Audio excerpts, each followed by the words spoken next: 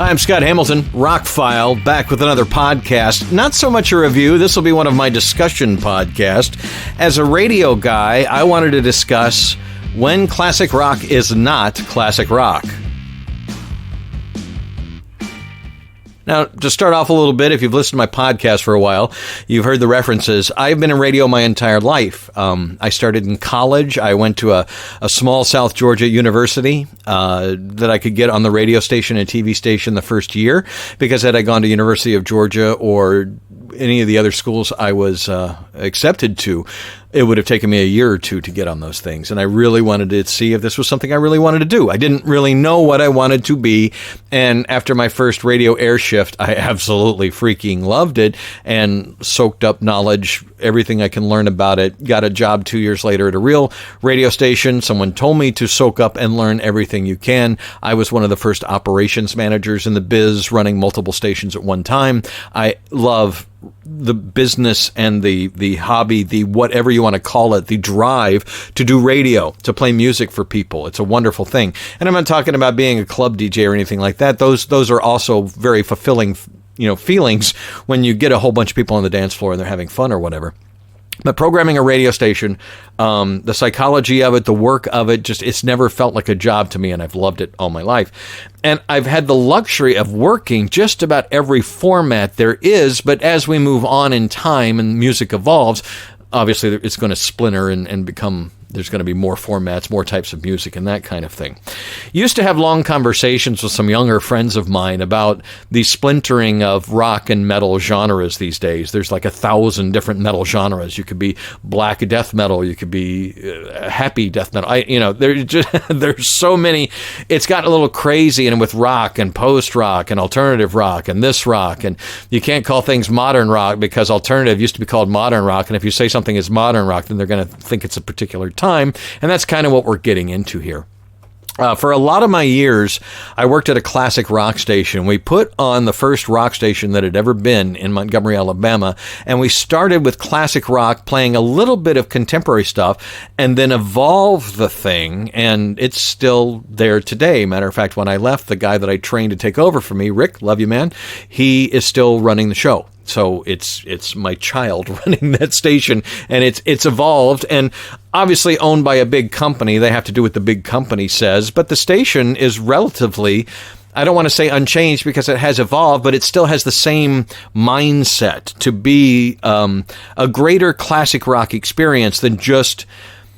When in 1989, when we first went there and turned it on, we knew what we were going to have to deal with, and we did deal with, it's the devil's music, or it's grungy, dirty hippies with pinhole burns in their shirts and ripped up jeans, and sure, that's the perception that rock had in a lot of, especially smaller, more conservative markets, but it's rock and roll has always kind of had that stigma attached to it. But this was 1989, and there were people driving Mercedes and BMWs listening to Eric Clapton. So, that was just one facet that we were going to get over, and we became the Cadillac, the Mercedes of classic rock stations, and did very well. And it's, like I said, it's still on the air now after putting it on in 1989. And so I have a lot of experience, not only with the classic rock format, but how that has evolved and how it should have evolved over time. When I put my two internet radio stations on, the Prague station was just an experiment. I wanted to create a format that had never been created before, and threw kind of some things together, and it kind of evolved to what it is today, a showcase for new progressive rock and progressive metal with some other stuff mixed in, some older stuff to keep it familiar. And then a month after that station was on the air, friends of mine wanted something a little more mainstream, and my idea was to create, I was listening to a lot of satellite radio at the time, and Octane, I liked their presentation, but I didn't always like the programming, so I wanted to make an Octane for adults, basically Octane without the screaming or the just the kid stuff, and it took off as well, and both are still here almost 9 years later. But again, those were creating formats out of things I had heard, an homage to, or my idea was, when I was growing up in Atlanta, 96 Rock WKLS played classic stuff, new stuff, and at night, even newer stuff. It's the first time we heard Queensryche and Iron Maiden was after midnight, but we heard those bands and we went out and bought them. And radio has always introduced the masses to music. That's what it's always been there for. You could do auditorium testing up until the last couple of years that people would say, well, I hear about new music on the radio. And that's been a wonderful thing. But large radio companies want to continue to make money. Money demographics have aged and changed.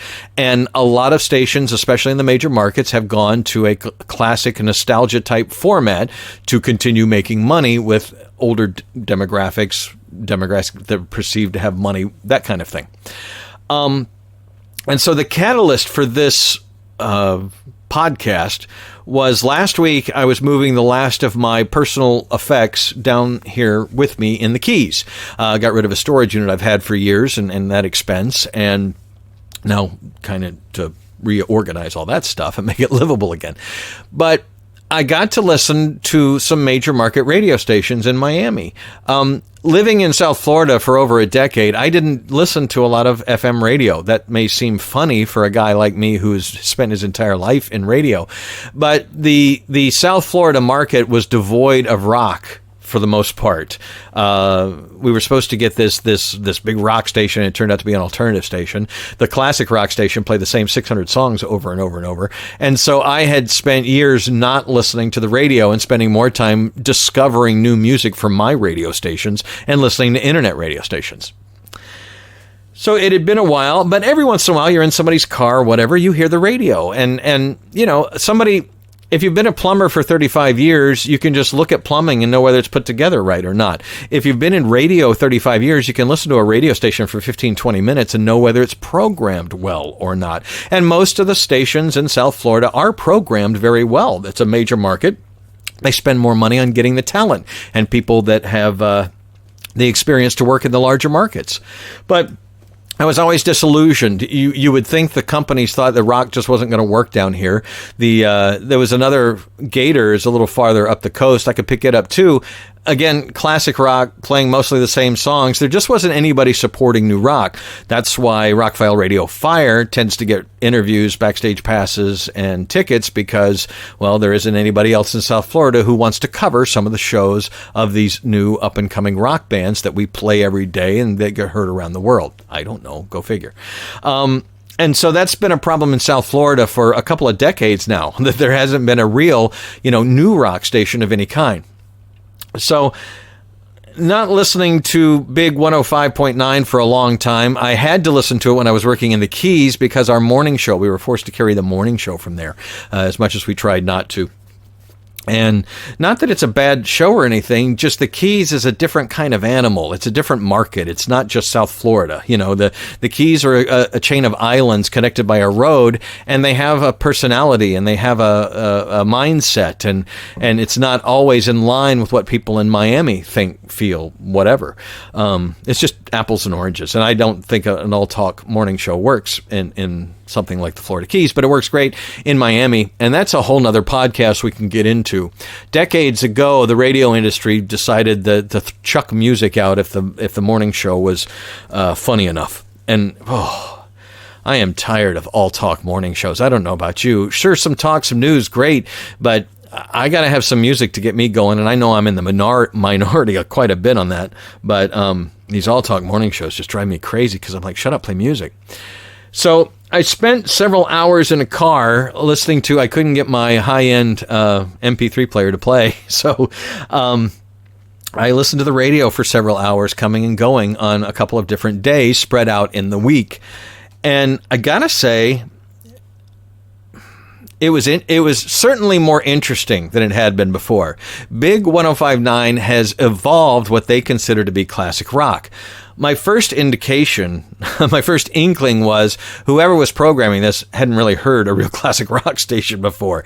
But then I started thinking about what they're having to deal with. It's 2021. Stuff in the 90s was 20 to 30 years ago. That, quote unquote, is classic rock. But now we're getting to the title of this podcast. When is classic rock not classic rock? You can look at classic rock from one standpoint, from just an era, and anything 20 years or older is going to be considered classic. But I don't always agree with that. We have given titles to certain stations, you know, the best hip hop station, country favorites, whatever. And classic rock means something to most people that know what classic rock is.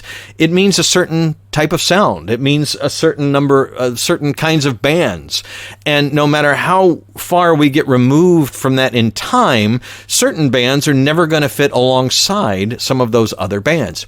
So this has obviously been a fairly recent change for Big 105.9 because they're still running some IDs I've heard for years.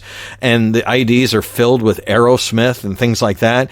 And in several days of listening, I heard one song, well, technically two songs from the 70s. In hours and hours of listening. Now, again, I'm not saying that classic rock has to be a certain era, but there is a certain sound to classic rock. And maybe they're trying to take ownership of this modern classic rock, but I think we need to come up with another name. I just, when people my age think of classic rock, we feel like, you know, Zeppelin, Floyd, Stones, Beatles, maybe not, you know, as classic rock evolved a little bit, only the rockin' Beatles stuff stayed in the classic rock format. And I don't have a problem with that. Most of it anyway. I mean, stuff like Revolution, still screaming and ass-kicking rock. Some of the Hendrix and stuff like that sounds a little dated, but still, you know, a little bit of late 60s stuff is not bad. But to me, the sound of classic rock is primarily 70s and 80s. It's stuff that is guitar, bass, drums, vocalists, some keys, but has a gritty attitude, has a feeling to it. And even when we got into the 90s with my classic rock, we were we played Stevie Ray Vaughan, we played Eric Clapton's new stuff, because that fit alongside of Zeppelin, Floyd, Stones, you know. But then there were other bands that leaned to pop alternative, to punk, that just didn't fit the format, and we stayed away from them no matter, you know, we didn't play Green Day and stuff like that in the 90s. It just didn't make sense. So this music mix, when I first tuned into it was like 11 o'clock in the morning, and they went from David Bowie's Let's Dance into Nirvana, into Red Hot Chili Peppers, into Blink-182, and I thought, and then they ran a classic rock ID that had Aerosmith in it, and then they played Against the Wind by Bob Seger, which stuck out like a sore thumb. Later on in the day, I did more listening, and I heard a lot of Offspring, and I heard a lot of 90s stuff. I mean, but not Pearl Jam, Alice in Chains, Soundgarden. This was all the pop alternative 90s stuff that most rock stations danced around and put a sound code on. That was another thing. Have stations forgot about sound codes? They had several quote-unquote hit and or alternative songs back to back to back on a station they're calling classic rock. Now, again, I'm not here to bash the station in any way, shape, or form. I'm using it as a catalyst for a discussion, because I don't think what they're playing is quote-unquote classic rock. By how old it is, yes, technically it is. And a younger person might say, this is classic rock, but if we're going to break up rock into all of and metal into all the 1,000 myriad pieces that we have, and we're going to break up hip hop, and we're going to break up pop into all these different categories, then why can we not have another name for songs that are over 20 years old, but that aren't classic rock?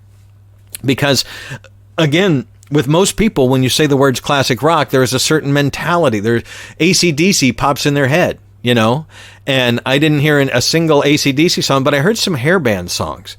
And I'm like, I don't understand why you can play that and not AC/DC. Anyway, again, I'm not bashing the station. I'm just wondering, what would you think? I would love to see some comments below this podcast, wherever you're listening. What do you think about classic rock? Should it include artists from the late 90s? I mean, they played Stained. That song was 99, 2000, 2001 on the charts. You know, that for a lot of people, that's not classic enough. And I just think classic rock should be a sound. It should be, you know, the Queen songs and the Who and Zeppelin. I'm not saying you can't stretch it and play album cuts or anything like that. It needs to sound like classic rock. And if you say, this is Miami's classic rock station, you go into Blink-182, I don't think there's any classic rock in their sound at all. Alternative rock, alternative pop rock, yes. But age will not always mean it's classic. some of the classic rock from the 70s and 80s, not to sound like an old fogey, stand the test of time. They were recorded well, the songs were written well, and they fit in pretty much. You can plug them in. I took my aforementioned Rockfile Radio fire when Ozzy had his resurgence last year and AC/DC came back with a big album. I started to go a little further back. We had only dipped a little bit into the 90s, but I started putting some 80s songs in there that Ozzy, some of his solo tracks fit. You know, older AC/DC fits. It fits what we're doing today. And I do think you can modify the term classic rock or rock, and you can evolve a station and all that. So again, I'm not bashing the Miami station. I just think they're very 80s, 90s heavy and pop 80s, 90s heavy. They played some songs that would be once in a blue moon. I heard David Bowie's Last Dance twice. Now, that means I had to be listening in multiple day parts, but in the same week within a couple days of each other.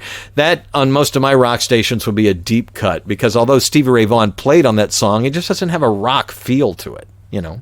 Not as much as, well, Modern Love, and even that one, you know, it has more of a Billy Joel feel these days than it does a rock feel, but some of the more rockin' Billy Joel, if you will. I'm not bashing the station, and I'm not saying we can't evolve what classic rock means, but I do think it as I said in the beginning, I wanted to call something on my station modern rock, and it just conjures up an image of Duran Duran or REM or something. You know, some of these terms have been used for certain things, and they stuck with them. And let's call the grunge era because we all know the bands that came out of that. And let's call late 90s alternative pop rock what it is, because that's where those bands came from. And let's leave classic rock alone, because when I hear classic rock, I'm thinking Alice Cooper and Led Zeppelin and things like that. And then I hear Blink 182 or Matchbox 20 or something, and I just, yeah, rock stations did play stuff off the first Matchbox 20 album, I'll give you that, but anyway, this was just a discussion. I'd love to see some comments. Maybe we can do a part 2 if I get some dissenting opinions or people looking from the other side. But I just don't think there are certain songs that will ever be classic rock, no matter how old they are. And I personally believe the words classic rock mean a certain style of song. A band could come out in Greta Van Fleet. You could play them on a classic rock station. A lot of their songs sound like Zeppelin, but they have a classic sound. They have a classic rock sound. There are several bands today that have a classic rock sound that if we were to evolve classic rock, I would play those songs. But, you know, some of the Chili Peppers stuff I heard, some of the Blink 182, Offspring. Well, my classic rock did play a little Offspring later. But anyway, love to know what you think about it. Let's talk about some classic rock terms, shall we? I'm Scott Hamilton. I'm Rockfile. My website is therockfile.com. My radio stations are at rockfileradio.com if you'd like to listen to either one of those. They're music-oriented 100% with over 50% new music all the time. So enjoy that. Again, I'm Scott, and thank you so much for taking time out of your day to listen. Really appreciate it.